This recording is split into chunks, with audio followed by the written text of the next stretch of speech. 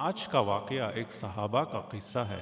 یہ کہانی آج کے نوجوانوں کو سننا ضروری ہے، خصوصاً وہ نوجوان جو زنا کے شکار ہیں، بھلے آنکھوں کا ہو یا ہاتھوں کا ہو، اور بعض وقت مکمل زنا ہو۔ امام ابن کثیر رحمہ اللہ بیان کرتے ہیں، حضرت عمر ابن الخطاب رضی اللہ عنہ کی کہانیوں میں سے ایک ہے۔ یہ واقعہ ایک نوجوان لڑکے کا ہے، رسول اللہ صلی اللہ علیہ وسلم کے دور کا قصہ ہے۔ یہ نوجوان صحابہ مسلسل مسجد میں حاضری دینے کے لیے جانے جاتے تھے۔ عمر ابن الخطاب رضی اللہ عنہ نے اس صحابہ کو ایک عظیم صلاحیت کے طور پر دیکھا تھا۔ عمر ابن الخطاب رضی اللہ عنہ نے ان صحابہ کو طالب علم بنا لیا، اور یہ صحابہ ہمیشہ حضرت عمر رضی اللہ عنہ سے سیکھے ہوئے علم پر چلتے تھے۔ اس صحابہ کے والدہ کا انتقال ہو گیا تھا، اور ان کے والد بوڑھے ہو چکے تھے، جن کی خدمت وہ روزانہ رات میں کرتے تھے۔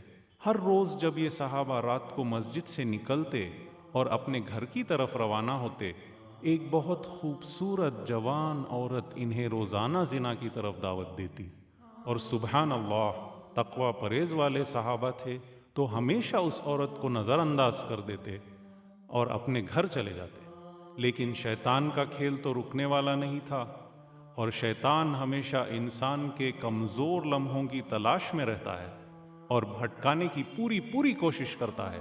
ایک دن یہ صحابہ مسجد سے اپنے گھر لوٹ رہے تھے، اور یہ عورت انہیں زنا کی طرف لانے کی کوشش میں جٹ گئی اور ان صحابہ کو آزمانا شروع کر دیا جو وہ ہمیشہ سے کرتی آئی ہے۔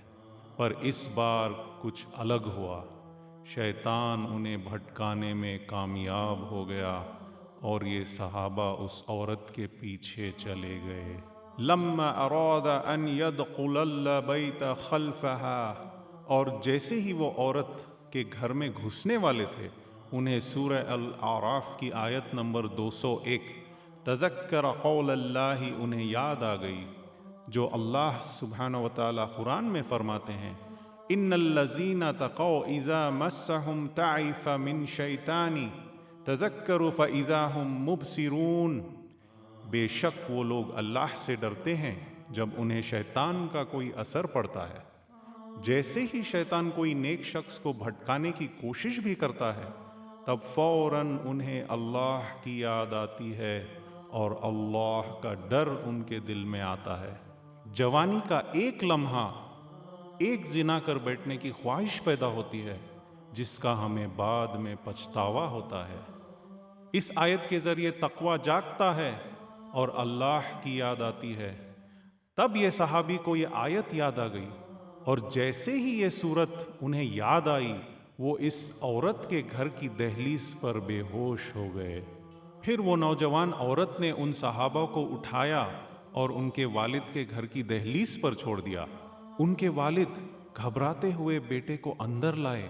ان کے دل میں یہ گھبراہٹ تھی اور سوچ یہ تھی کہ شاید میرا بیٹا انتقال کر گیا، اور گھبراتے ہوئے انہوں نے فوراً قرآن کی کچھ آیتیں پڑھ کر اپنے بیٹے پر پھونک ماری، اور وہ صحابی جاگ گئے، بہت ڈرے ہوئے تھے اور اپنے کرائے پر بہت دکھی تھے، اور ڈرتے ہوئے اپنے والد کو یہ واقعہ سنانا شروع کیا۔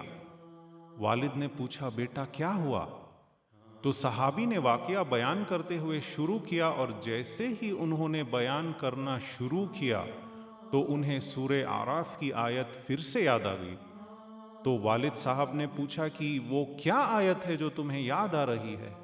جیسے ہی صحابہ نے وہ آیت پڑھنا شروع کیا، وہ پھر سے بے ہوش ہو گئے، اور اس بار وہ اٹھے نہیں کیونکہ ان کا انتقال ہو چکا تھا۔ اللہ اکبر۔ فوراً عمر ابن الخطاب رضی اللہ عنہ کو بلایا گیا۔